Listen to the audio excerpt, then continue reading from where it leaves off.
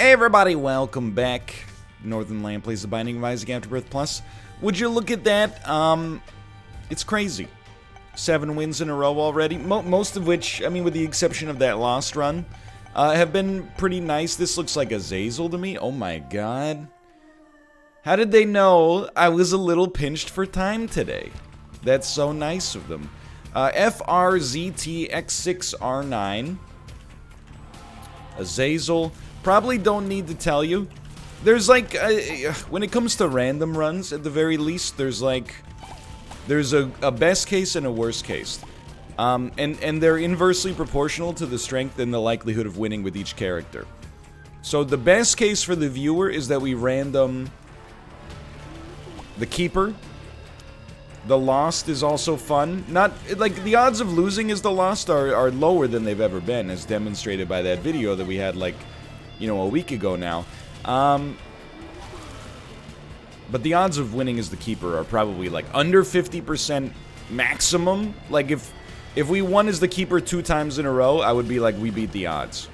Now, the flip side of that is a Zazel, who probably, I don't know if he has the best chance of winning. It's gotta be close, but he definitely starts the strongest. Like, I think that's pretty much indisputable. What a golden chest this early. Because he starts with Brimstone, obviously, but you do tend to suffer a little bit more in the late game. But, I mean, we don't really need to get into that, right? Like, it's not that big of a deal. It's not like one of those things that's like, you know, it's better to burn out than fade away. This run will, in all likelihood, be doing neither. It will not burn out nor fade away. It'll just, you know, hopefully exist and get the win. So today is, again, we're on like 0 backlog days as I get adjusted to this new Twitch schedule that has been, actually, I mean, I've only done 1 stream with the new schedule, right? I'm very wary of being one of those people that's like, the first day you introduce a new change or something like that to your life, you're like, this is the greatest thing I've ever done in my life, because, you know, I think you're taking your perception at like the highest possible point right there. Like, I always remember, you know, that when I taught English in South Korea, there would be people that would show up, and some people would show up and they would be like, yeah, it's pretty cool. Like, it's nice to experience a new culture, you know, different food, meet a cosmopolitan group of individuals that also happen to be doing this for a living, and so on and so forth. And then there would be some people who, you know, they would do the job for like a week. You've been doing it for 9 months.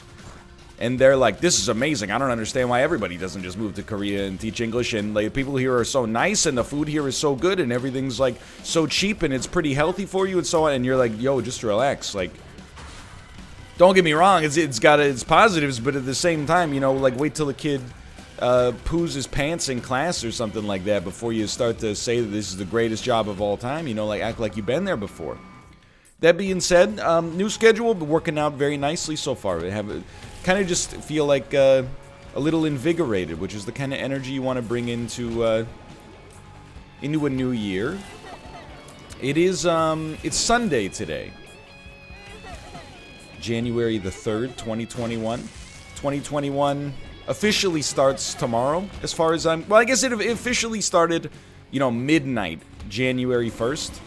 But from a real perspective, I mean, like, the last 2 weeks have not existed, right? Like, the year doesn't really get going. This should just be a huge damage up.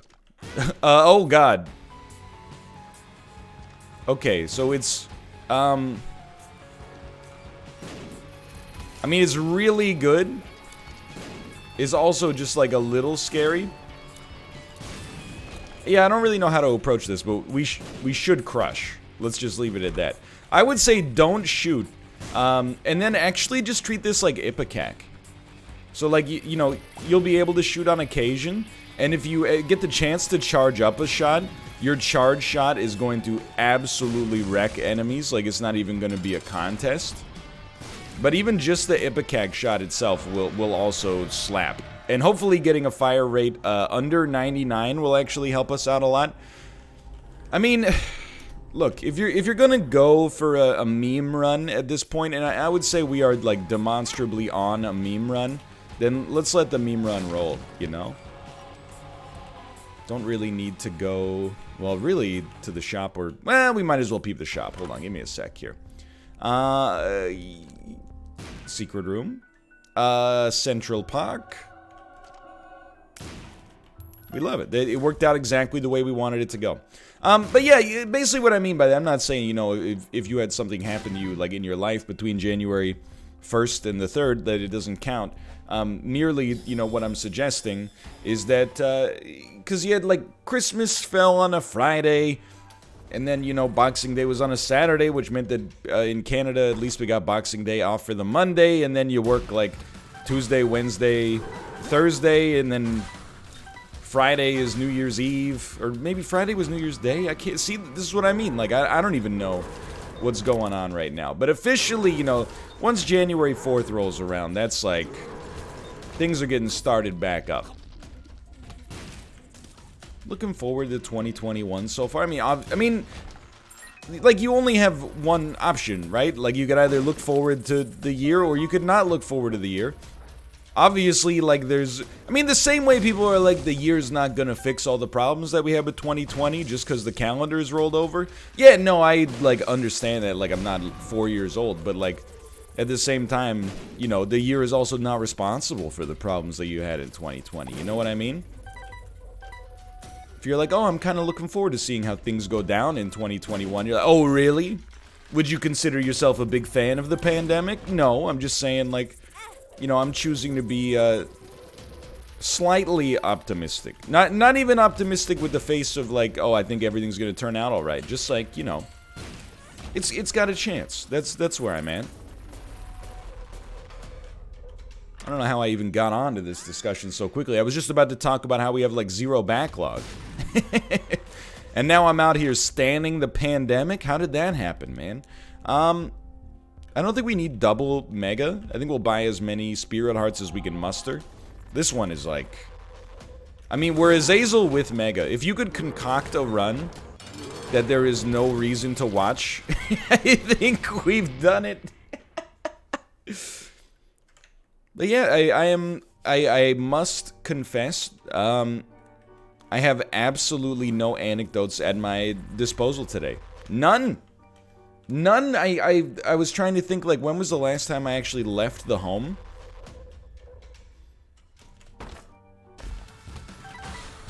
I think it was, like, literally... You know, like, a couple of weeks ago, I had that, I talked about how we went to the dentist. I think that was genuinely the only time... That was the last time I left the house. Except to take the garbage out. Oh, and then also, I did go to a raging kegger on New Year's Eve. I'm kidding! Wouldn't that be funny, though, if I was... Oh, I forgot about... I don't think we can take it. I think our rate of fire will be like 1 billion. Let's do it. Oh, it doesn't change it because we already had, like, max rate of fire, I think. Can you imagine if I was like, oh, I don't remember the last time I left the house. I've been really, like, scared of the pandemic. That being said, I did go to, oh yeah, the concert. I went to that standing room only Smash Mouth concert the other day. But apart from that, and also, all those flights I've been on, it's been pretty chill. No, I genuinely don't think I've left the house. Well, since last year. Oh, he's done it again. Comedic genius. Yeah, and the other thing is, like, I don't know, the next time I will. I mean, we have some baby stuff coming up this week, so I guess I'll leave the house for, you know, pediatrician's appointments and other baby-related minutia, but yeah, it's been a long time. Which is, it's hard, you know, because you want to, I want to farm anecdotes, but all the anecdotes, sometimes people say, NL, why are you talking so much about, like, you know, social media and stuff like that, and television, and etc., etc. Dude, like, what am I supposed to do, right? Like, there's no other anything going on. The whole world is living inside right now, for the most part. So yeah, like, yesterday was my day off, and Kate takes the day off as well. What did we do? I mean, we did what we do, like, on the average day on. Well, except for working. Which is fair, but Lot of baby stuff. Like, the baby's carrying a lot of weight in anecdotes right now. You got to admit. Like, even when I have a month where I don't go outside, I suppose, at least I'll always have, like, the frequency of her bowel movements. I don't want to be too public about it, obviously. But there were definitely points yesterday where I was like, okay, you're pranking me. I recognize, because here, it's hard to be a parent and not hold things against your child. You don't have to be mature, you know, you just have to be not, I guess, kind of like a piece of garbage. But even still, there are times where you are like, if you were not a baby, the way that you're behaving right now would not be acceptable. Again, without getting too much into the details of it. Because some people will be like, I'm eating. And some people will be like, aren't you worried that one day she's gonna grow up and watch these videos? What do you mean? Like, she's gonna grow up and watch these videos and be like, Dad, you told people I poop? Like, what? I don't understand. Like, anytime my mom... I'm way more embarrassed, like, when my mom tells stories about, like, the way I was in middle school than when she tells stories about me as a baby. Like, she told... When she was here, I was streaming with Dan, and Dan was like, can you ask your mom, like, one of the most embarrassing memories from, like, when you were a kid? And she told this story that I didn't even remember. Like, I still don't remember it, for the record. But she was like, you were at basketball practice one day. Let's not and say we did. And the coach had you doing push-ups, but the way you were doing push-ups was just like a pelvic thrust, and it looked extremely lewd. And all the other parents were, like, in the stands going, like, what, whose kid is that? And we were just kind of, like, covering our faces. I don't remember that story at all. Probably because they mercifully, you know, didn't ruin my life by bringing it up to me in the car and laughing at me, because they're good people. But still, right? Like, it's, you know, those stories are embarrassing. If my mom, you know, had a nationally syndicated radio show where she was like, my baby pooped, I wouldn't be like, how dare you? I would be like, you know, yeah, of course, it's a baby. That's what it does. But, like, so yesterday, you know, the standard routine... Dank Depths one. No thank you. The standard routine is that, you know, I wake up first, which I'm not saying it as a flex. Kate wakes up in the night to do some, you know, food supply related maintenance. And then I wake up for the first feeding of the baby. I feed the baby from the bottle. Usually she takes like a tiny nap after that. Following said tiny nap, I change her diaper. So, everything's going according to plan. Change her diaper, no big deal. As I'm changing her diaper, I notice that she has diaper rash, which is like, if the baby sits in a wet diaper for too long, which oftentimes can happen overnight, it creates some skin irritation, right? So there's like a cream that they make. It's not medicinal. It's like, I mean, I guess it is lightly medicinal, but you get what I mean. Like, you don't need a prescription for it. It's just like a thing that happens to most babies. So I'm putting the diaper cream on, and like I put the diaper cream all over the affected regions, and then she just like lets out the biggest smile I've ever seen her let out, and I'm like, oh, that's nice. It must be like, maybe it was like her skin was warm, and this is like, it has a cooling effect or something like that, so she feels comfortable. Nah. That's your adult brain trying to put some sense into it. Immediately following the smile, she just urinated, like, all over herself. So she has now peed on the diaper cream. So you're like, I can't just leave the diaper cream here. So instead, you know, you clean her up. And then I put the diaper cream on her again. And, you know, when you're doing, like, baby maintenance, you know, when you're under the hood, you're doing like you're holding both of the baby's legs up, and that's so you can get a good wipe and etc., etc. So I'm like holding both of her legs up, and I'm trying to make sure that everything's like clean and dry. And then this prankster keeps like joke farting, like when my hands are like so close to the area of impact, right? Like, I'm trying to get to make sure, like, this lotion is in the right spot and everything's, like, all dry. and she's like just letting out like warning shots constantly. So you're like, you're paranoid that she's gonna just, now that, especially after she's peed, that she's just gonna like defecate all over you. And you're like, really? Like, you were downstairs for like, oh, we have explosion immunity. That's huge. Because I actually thought there was a chance we could die here, believe it or not. But you know, you're trying to make sure that she's good to go. But when I hear that the baby has had a bowel movement or some kind of, like, you know, bathroom action, and that, or I can smell it, for example, I usually wait like maybe 5 to 10 minutes before I take action. Not because I'm lazy, but because, you know, you don't want to interrupt something in media res. You know, if you were mid-poop, you wouldn't start wiping if you knew you were mid-poop, right? It's a waste of toilet paper. So we, you know, usually give it like 5 minutes just to make sure it's over. Gave her the 5 minutes, and then she hit me with she tried to hit me with the 1812 overture. It's literally the only anecdote I have from yesterday. That's completely it.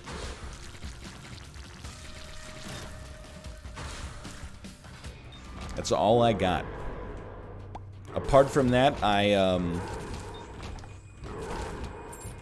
you know, just live my life. Cooked a big lunch.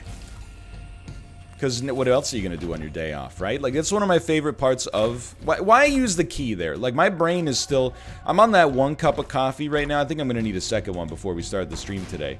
Based on both my performance in this run, which is largely, you know, it appears to be fine, but only because of the fact that this is the easiest run ever made. It actually is, like, you know, the strongest character, the strongest spacebar item, magic mush, tons of HP, explosion immunity, ipecac, etc., etc.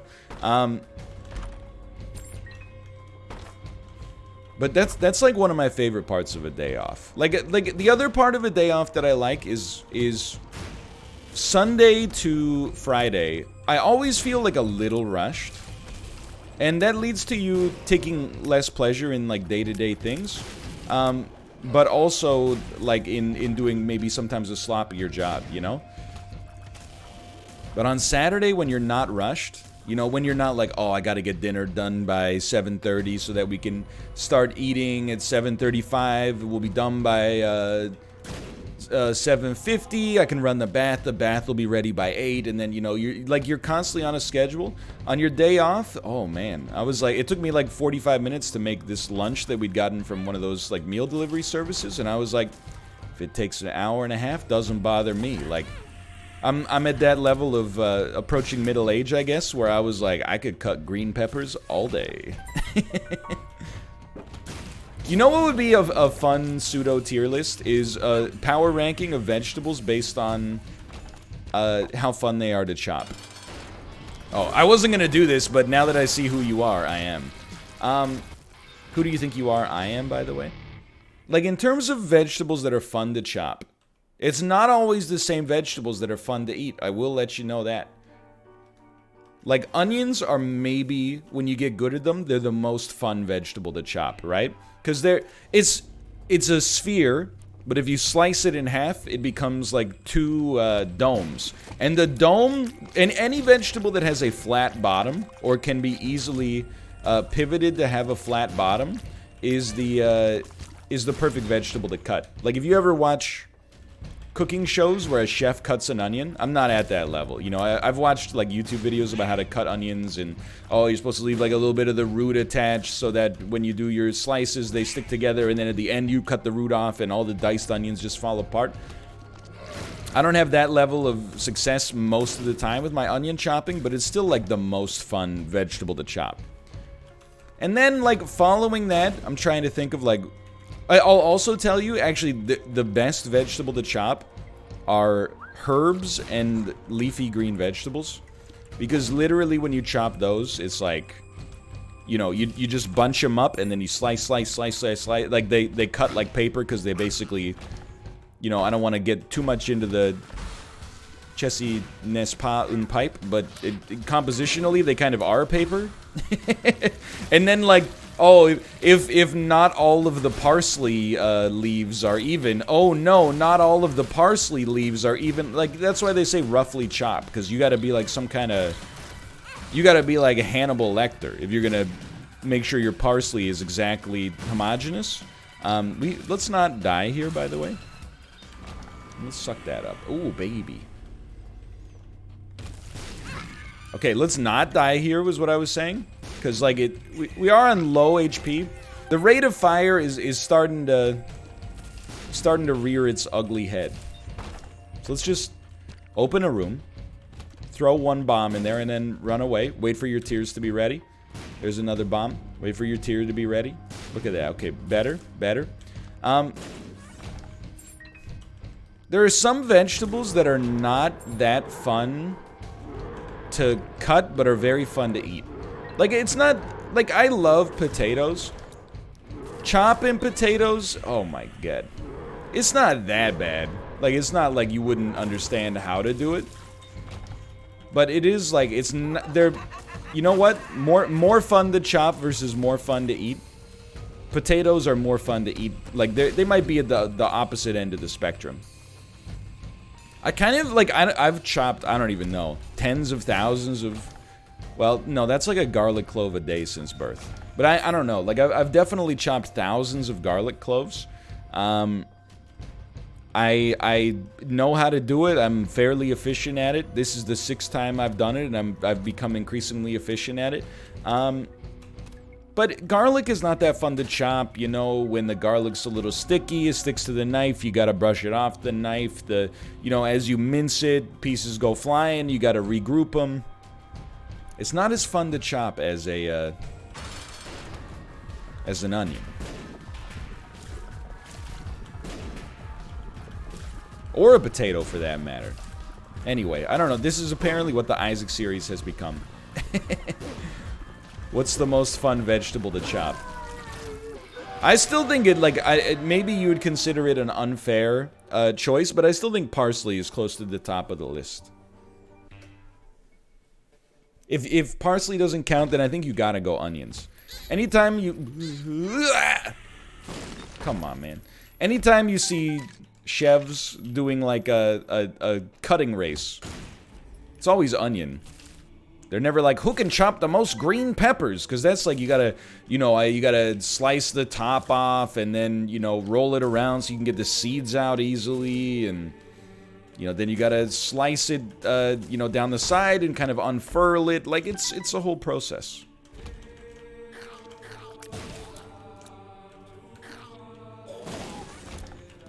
Anyway, our meal delivery service also lied to us. They called the meal one pan chorizo hash. What does one pan mean to you? To me, it means you use one pan for the meal. To them, it means preheat the oven to 425 degrees. After you chop the potatoes, set the potatoes to bake in the oven for 18 to 20 minutes. You might say that's not enough time. You are a fool. You didn't know how small these potatoes were cut. Potatoes roast for 30 minutes. That's not true. It's based on the size of the chop. Always reminds me, like, we had a friend in college, and, like, every once in a while, like, you know, around, like, when exam season was over, we would throw, like, a... Let's call it a party. It wasn't like we're the super cool guys or whatever, but... and people would come over for breakfast, like, really early, and then we'd hang out for, like, most of the day. I always remember we went to the grocery store. We didn't ask anybody for, like, any money to chip in. You know, we bought, like, you know, bacon and, you know, pancake mix and hash browns and stuff like that from the grocery store. And this guy came over. He was the kind of guy who was, like, he prided himself on feeling like he was useful, which is a very relatable thing. But sometimes you're also, like, you know, when your desire to feel useful, you know, comes at the expense of, like, oh, you're an invisible person, huh? Comes at the expense of, like, well, like, let me put it this way. You know, you ever, I feel like sometimes when people say just trying to help, that's not, like, a universal defense for, like, oh, sorry, like, I shouldn't have taken issue with what you said. Because, like, people will be like, he's just trying to help. Yeah, what about backseat drivers? You know, they're just trying to help. Are you pro backseat driver? Probably not, right? So I think, you know, there's a time and a place. You know, if somebody was like, how do I fix this problem? And you went, here's my solution. And they went, screw you. Then yeah, you were in the clear there. Oh my god, dude, this is so strong. But anyway, I just remember we were cooking bacon. And, you know, you have like gas marks on your stove from like 1 to 9 maybe. And we were cooking the bacon probably on like 4. And he came over to our stove and turned it from 4 to 3, and then looked us all in the face and went, bacon cooks on 3. And we were like, oh, okay. I didn't realize that on, you know, every single stove across planet Earth, bacon cooks on 3. Gas stove cooks on 3. Wood stove, cook the 3 logs. Electric stove, 3, of course. Just no matter what, bacon cooks on 3. So that's... That being said, I will say since then, I've always cooked my bacon on 3. But I think it's more because I want to feel like I'm part of the meme. But anyway, so and then, like, you cook the potatoes in the oven, and then it's like, okay, and then start the pan, and cook the chorizo in the pan, and then, you know, you're gonna put the green peppers and the garlic and the caramelized onions in there, and you're like, this is a 2-pan, or at minimum 1 pan, 1 baking sheet chorizo hash. I don't feel lied to because the meal was delicious, but, you know, I do feel like you willfully misrepresented it. That's all I'm trying to say. Also, every meal that they... And I don't know if we can do this bit for the 3,000th time, but every time, like a HelloFresh, Blue Apron, Fresh Prep sort of meal, if you ever want to know how much time it takes, take the time that they say it's going to take and multiply it by 1.5. Like, add 50% to it. Said it was going to take 25 minutes. You got to start preheating the oven. Preheating the oven itself takes like 25 minutes to get it to... Well, it probably takes 15 minutes to get it to 425. But either way, you know, you're like... Even if you... Let's say it just counts active time... Even still, you know, by the time I had to chop, and this is not complaining. Again, it was fun to do, but I had to chop 2 garlic cloves, a whole onion, a whole green pepper. Had to chop up the potatoes and season them. Combine, you know, mayonnaise with. I had to chop up some parsley. Combine mayonnaise with the garlic and parsley to make like an aioli.